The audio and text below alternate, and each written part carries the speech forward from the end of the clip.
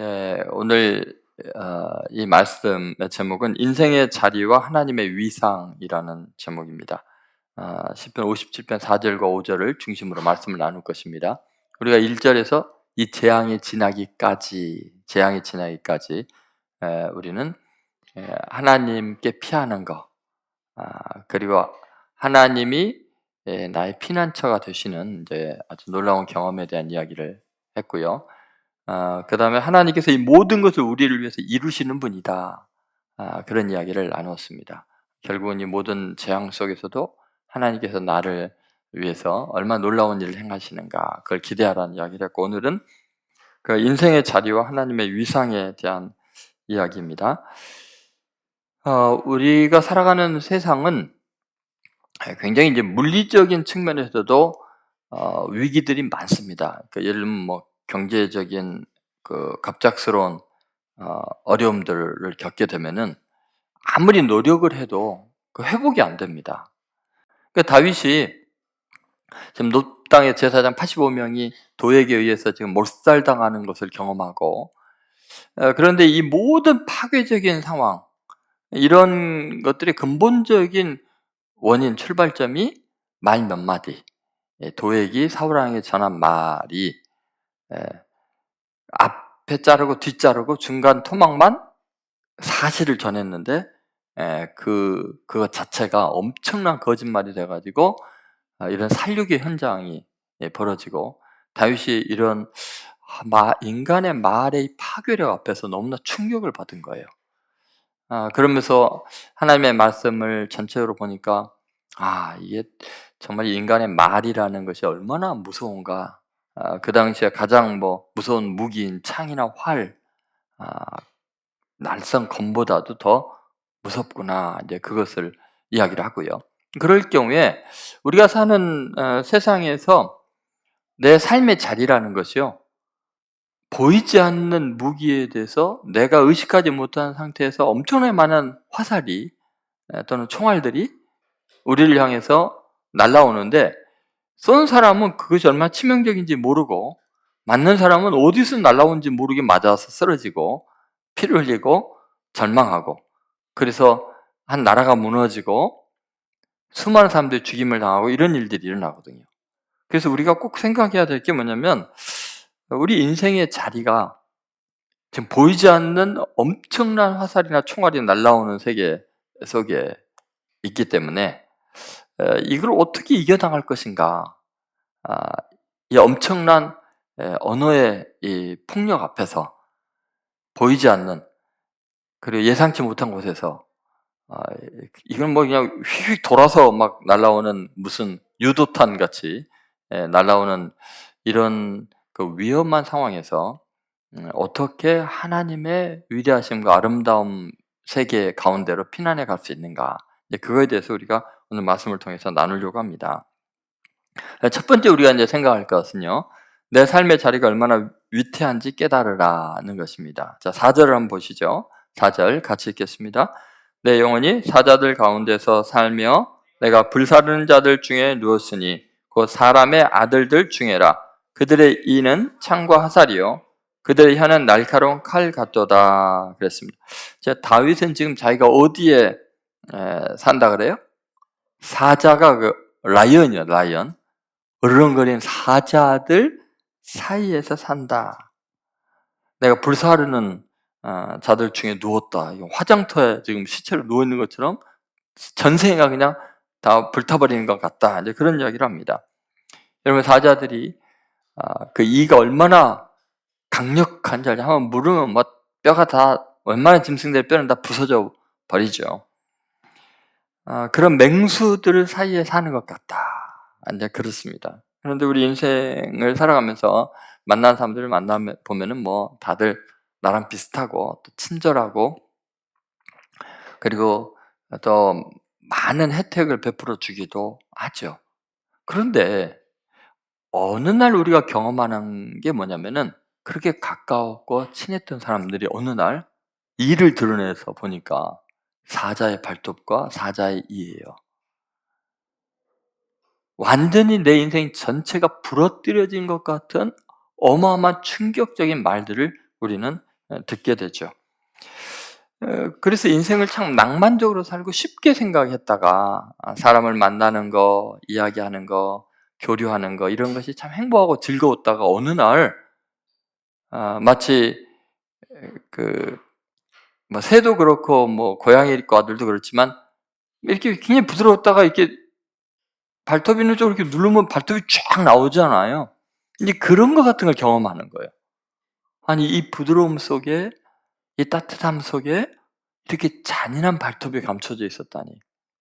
그 미소 속에서 이런 어마어마한 이 사자 이 같은 내 인생을 통째로 부러뜨리는 것 같은 그러한 이가 나오다니 상상을 못하는 거죠. 그래서 결국 그 이는 창과 화살이요 그들의 혀는 날카로운 칼 같도다 이렇게 표현을 하잖아요. 그래서 우리는 그 인생을 너무 낭만적으로 가볍게 살다가 어느 날 불현듯 이제 심한 타격을 받고 상처를 입고 나면 정신 번쩍 드는 거죠.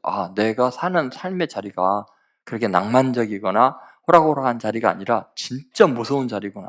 위태로운 자리구나. 그걸 이제 알게 되면 이제 움츠려지게 되고 사람을 만나는 게 두려워지고 마음을 여는 게 두려워지는 이제 그런 아픔을 겪게 됩니다. 예수님은 이걸 너무나 잘 아셨어요.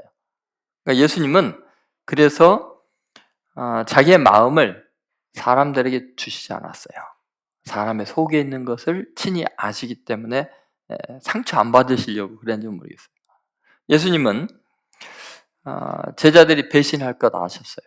팔아넘길 것 아셨어요. 저주하고 도망갈 것 다 아시고 미리 이야기를 하셨어요. 너가 그럴 줄 안다. 그런데도 난 너를 사랑한다. 내가 찔리고 피 흘려도 나는 상처를 받지 않는다. 왜냐하면 너가 그럴 수밖에 없는 연약한 존재이고 인간 때문에 한계를 지닌 존재이기 때문에 내가 대신 감싸줄게. 내가 그렇게 찔리고 살점이 떨어져 나가고 그렇게 아파도 내 피를 다 쏟아도 너를 끌어안은 내 손을 놓지 않을게. 그게 십자가에서 주님이 우리에게 보여준 사랑이었습니다. 어쩌면 우리는 세상 사람들 앞에서 서로 찔리고 상처받으면서 멀리 어린 새처럼 날아가 버리고 싶었죠. 그래서 또 외롭고 괴로워서 또 손을 벌리면은 또 어느 날 다시 찔리는 아픔을 겪고 또 어린 새처럼 멀리 날아가고 외롭고 괴로운 노래를 부르게 됩니다. 그런데 신기하게 우리는 주님 앞에 가면 내가 선인장처럼 찌르는 가시를 돕고 있는데 주님은 나를 있는 모습 그대로 꼭 품어주시는 거죠. 그래서 우리는 주님 때문에 쉴 것을 찾습니다. 주님의 십자가 그늘 아래서 내가 찌르는데도 나를 끌어안는 그 힘을 포기하지 않는 주님의 사랑, 그 십자가의 보혈 때문에 우리는 다른 소망을 갖게 됩니다. 사실 우리는 쉴 곳이 없어요. 내 자신도 내가 싫어요. 그런데 십자가만 가면 주님은 그 찔림당한 상처 그대로 우리를 안아주시기 때문에 우리 인생에 굳건한 반석이 되시는 것이 주님입니다. 굳건한 반석이시니 내가 그 위에 서리라. 내가 그 위에 서리라. 여러분, 주님은 우리의 반역을 잘 아시고 우리의 위선도 아셔요. 그래서 배신할 베드로를 위해서 끝까지 기도하셨고요. 원수였던 바울이 변화해 새 사람이 될 수 있었던 것도 그가 그렇게 주님을 정말 그 가시를 찌르듯이 그렇게 공격을 해도 예수님은 바울을 품어주셨기 때문에 바울의 인생을 바뀔 수 있었던 거죠. 여러분, 우리 인생이 정말 위태로운 곳에 있다는 것을 잊지 마세요. 그렇게 쉽고 호락호락한 것이 아니에요. 그러나 우리의 쉴 곳은 십자가, 주님 품밖에 없다는 것을 믿으시기를 주의 이름으로 소망합니다. 두 번째는 우리가 그렇게 위태로운 그 이유가 뭘까? 그것이 바로 이와 혀, 즉 말의 치명적인 공격성을 인식하라는 거예요. 다시 한번 4절 한번 보시죠. 4절 같이 읽겠습니다. 영원히 사자들 가운데서 살며 내가 불사르는 자들 중에 누웠으니 곧 사람의 아들들 중에라. 그들의 이는 창과 화살이요 그들의 혀는 날카로운 칼 같도다. 아멘. 여러분, 우리가 자꾸 망각하는 게 이 삶의 자리가 위태롭다는 것을 자꾸 잊어버리는 그 이유가 뭘까요? 그래서 우리는 위험성에 대해서 물리적인 힘, 물리적인 실체만을 위험 요소로 생각하기 때문에 그래요. 예를 들면 뭐 핵이 있다, 또는 뭐 총이 있다, 폭탄이 있다. 뭐 그러면 이제 굉장히 위험한 것으로 생각을 하잖아요. 그런데 사실은 뭐 폭탄보다도 더 무서운 파괴력을 지닌 것이 있어요. 굉장히 잔인한 것이 있는데 바로 그것이 인간의 말이죠. 그래서 이와 혀를 통해서 나오는 이 말이 사실은 엄청나게 무서운 그 힘으로 우리 생애를 이제 파괴합니다. 사실은 전쟁을 일으키는 것도 말 몇 마디 있지 않습니까? 그들의 이는 창과 화살이요 그들의 혀는 날카로운 칼 같도다. 이게 다윗이 이렇게 이제 표현을 하고 있어요. 여러분, 우리는 우리의 혀를 날카로운 칼이라고 생각하지 않잖아요. 우리의 이를 성경에서는 장검 같다, 이렇게 큰 칼과 같다, 이렇게 이야기를 하거든요. 우리가 내뱉는 이 말은 창같이 찌르고 화살처럼 날아가서 박히는 그런 실제적인 물리적인 아픔을 피 흘리는 것을 주는 그런 엄청난 무기다라고 이야기를 합니다. 만약에 이제 여러분 한번 생각해 보세요. 우리는 말로 다른 사람에게 엄청난 타격을 주고 있는데 실제로는 전혀 죄의식을 안 느낍니다. 그럼 오늘 성경에 따라서 내 이가 칼 같고 내 혀가 화살 같고 그렇게 한번 생각해 봅시다. 여러분이 날카로운 칼을 한번 지금 쥐고 있다고 생각해 보세요. 이 칼로 상대편의 목을 치거나 얼굴을 휘둘렀다고 한번 생각해 보세요. 그러면 떨어져 나가고 잘려나가고 피가 쏟아질 거 아니에요. 어때요? 여러분 어떨 것 같아요? 여러분이 그런 짓을 했다면 충격이겠죠. 그 흘리는 피를 보고 그 상처를 보면서 내가 왜 이런 짓을 하지? 내가 이렇게 잔인할 수가? 죄책감에 시달리고 너무나 큰 피해를 줬다라고 아파할 거 아니에요. 그죠? 근데 성경은 뭐라고 말하냐면 너 이와 혀를 잘못 사용해서 누군가에 대해서 거짓을 말하고 험담하고 악하게 말하는 것은 무기로 하는 것보다 훨씬 더 악하다. 상대편에게 더 깊이 박히고 인생을 완전히 망치고 모든 걸 다 송두리째 무너뜨리는 엄청난 힘이 있다. 그렇게 이야기를 하고 있는 거죠. 그러니까 다윗은 이걸 깨달은 거예요. 왜 깨달았을까요? 지금 피해를 보니까 한 거예요. 이런 다윗이 실제로 말에 의해서 피해를 엄청나게 많이 겪으면서 이게 정말 내가 뭐 골리앗을 싸울 때 썼던 물맷돌이나 또는 전쟁에서 적을 물리칠 때 싸웠던 칼이나 창이나 활보다도 더 무섭게 내 영혼 깊이 모든 걸 파괴하고 미래를 끊어버리는 무서운 내 영혼이 고통 가운데 피 흘리게 하는 것이 바로 인간의 말이구나. 이거를 지금 깨달은 거죠. 그래서 성경에서는요, 사실은 칼과 창의 상해보다도 더 하나님의 용서하지 않고 반드시 심판하고 엄중히 다루는 것이 바로 이 인간의 말입니다. 거짓된 말로 다른 사람을 참소하거나 평가하거나 판단하는 그런 말들이죠. 그래서 오늘 시편 57편에 이런 이야기를 하고 있는데 사실은 시편 52편에 이 도액 사건을 배경으로 이미 그 이야기를 하고 있습니다. 사무엘상 21장과 22장에 나오는 그 사건의 그 비극, 그 많은 제사장들이 한꺼번에 몰살당하고 가족들, 짐승들까지 다 죽임을 당하는 그 살육의 원인은 도액이라는 한 사람의 그냥 가벼운 말 몇 마디를 사울왕에게 던진 거예요. 근데 그것은 결국은 한 도시 전체를 다 피바다로 만드는 어마어마한 파괴력이 있었던 거죠. 그래서 여러분 성경은요, 우리 인간의 말을 여러분이 실제 칼을 휘두르는 것보다 더 심각한 그런 악한 무기로 규정을 합니다. 예를 들어 잠언 25장 18절에 보면 이런 말씀이 있습니다. 같이 있습니다. 자기의 이웃을 쳐서 거짓 증거하는 사람은 방망이요 칼이요 뾰족한 화살이니라. 여기 거짓 증거하는 사람, 이웃을 쳐서, 물론 이제 거짓 증거를 자기가 한다고 생각하지 않죠. 자기가 상상한 거나 예상하는 거나 또는 그럴 거라는 확신을 가지고 해도 인간은 모든 것을 완벽하게 알 수 없기 때문에 반드시 누군가에 대해서 말하는 것은 거짓이 될 수밖에 없어요. 왜냐하면 우리는 모든 걸 100% 다 알 수가 없으니까요. 그런데 그것을 하나님 뭐라 그래요? 방망이요, 칼이요, 뾰족한 화살이니라. 그러니까 여러분, 저나 여러분이 누군가에 대해서 만약에 완전한 100% 참말이 아닌 거짓말을 하는 것은 하나님 보실 때는 뭐예요? 방망이로 머리를 내치는 거나 똑같다. 칼로 목을 베는 거나 똑같고 화살로 심장을 꿰뚫는 거나 똑같이 심각한 죄라는 거죠. 그러면 어떻게 이 혀를 통제하느냐? 여러분, 혀는 인간의 의지로는 절대로 안 됩니다. 어떻게 해야 되냐면 혀는 성령 충만할 때만 제정신이에요.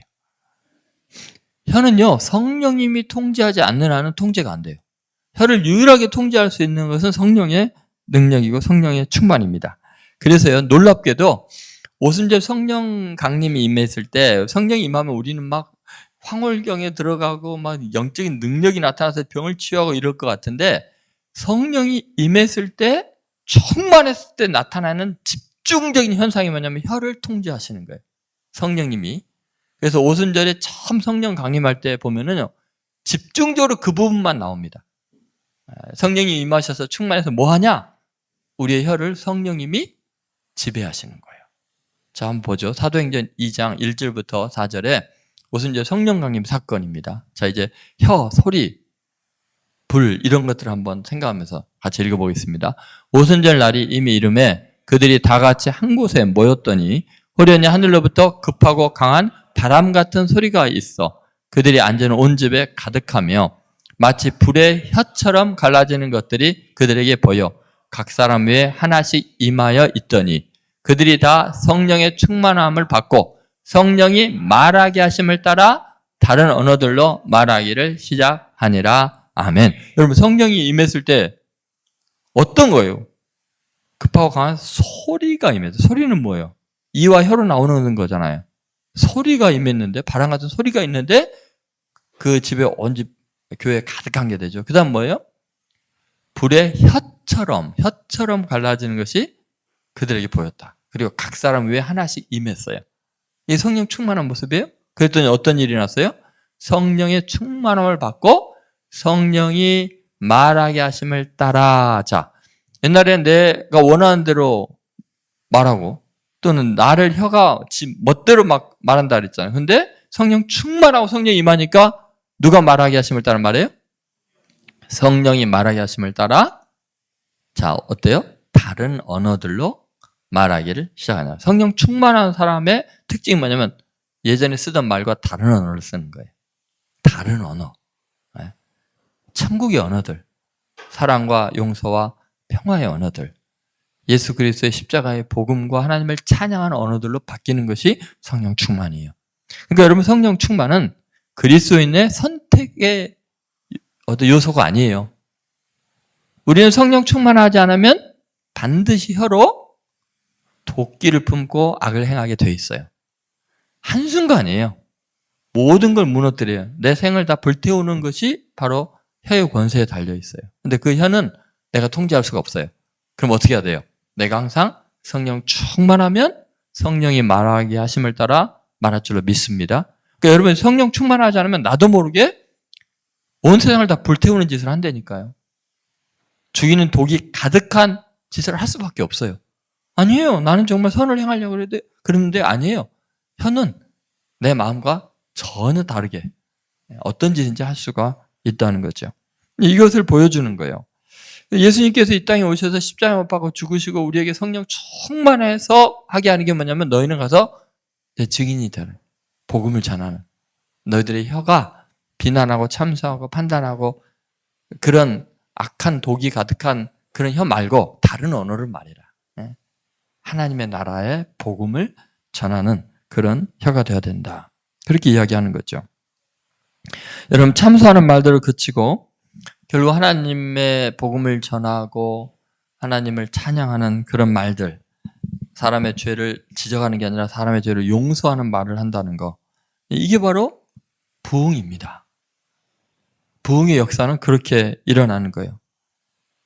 여러분, 오늘부터 여러분 이 정말 무서운 이 혀의 권세에서 자유롭게 되시고 성령 충만해서 여러분 입만 벌리면 사람을 살리고 사랑하고 용서하는 복음이 드러나는 성도들 되시기를 주의 이름으로 축원드립니다. 마지막 세 번째, 사람을 비방하지 말고 하나님을 찬양하라는 것입니다. 그래서 우리가 혀를 통해서 해야 되는 게 뭐냐? 다윗은요, 이 혀의 위험성을 잘 알았기 때문에 계속해서 그 혀로 가장 가치 있게 쓰임 받기를 원한 거죠. 그것이 뭐냐면 도역이라든지 뭐 주위에 있는 많은 사람들이 자기를 극도로 그 혀로 참소하고 해하려고 하지만 자기도 똑같이 내 혀로 그들을 비난하고 참소하는, 그런데 내 혀를 쓰지 않고 오히려 뭐예요?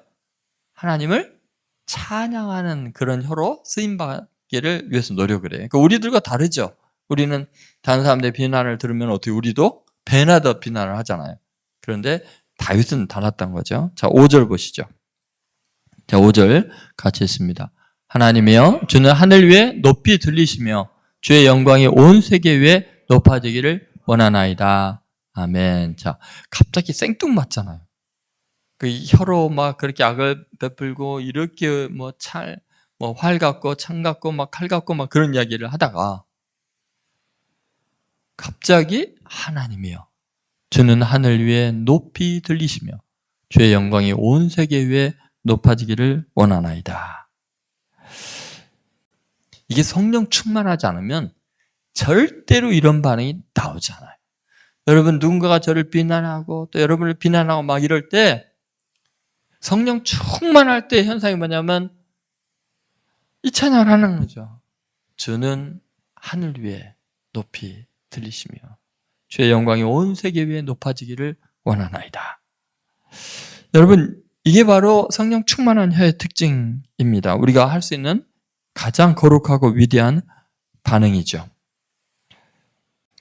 자, 오늘 말씀을 통해서 우리는 인생 살아가면서 진짜 위험하고 그 두려움, 세상 속에 있다는 거, 그것은 물리적인 어려움보다도 이 말로 인한 이 사탄의 엄청난 공격 앞에서 우리는 정말 힘든 삶을 살 수밖에 없다. 그래서 낭만적으로 살 수가 없다는 것을 우리가 말씀을 통해 배웠습니다. 그리고 치명적인 이 공격, 이것은 이와 혀로 이루어지고 있다. 이것은 물리적인 공격보다 더 무서운 정말 전 세계를 지옥으로 만들 수 있는 무서운 이야기들이다라는 걸 알 수 있었고요. 그럴 때 우리는 뭐 해야 된다고요? 어떻게 반응해야 돼요? 오히려 더 하나님을 찬양하는 거죠. 마음이 억울할 때 더더욱 주님을 노래하고 주님을 찬송하기로 마음을 확정하시고 끝까지 찬양으로 승리하는 성도들 되시기를 주의 이름으로 축원드립니다.